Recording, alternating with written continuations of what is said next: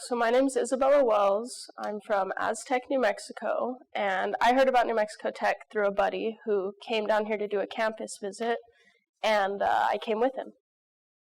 Well, I didn't really know what I wanted to do until like the last month of my senior year, and I've always been good at math, so I decided to be an engineer, and the price of an MT played a very big factor.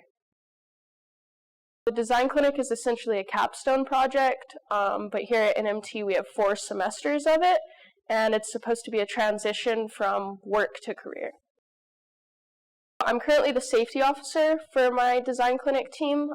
We are designing a 2nd generation swamp cooler.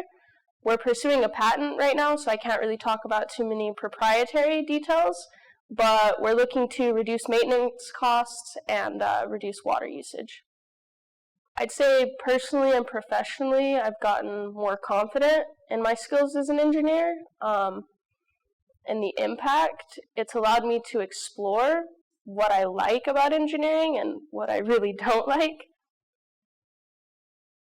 I'd have to say probably making an impact on other students. I'm a TA currently, and I've TA'd for other courses before, and so having students come and get help from me and actually being able to help them and make them understand something, that's a pretty big deal for me. So I think the education I've gotten here at NMT will set me up for a bright future with the job I like and hopefully some good pay.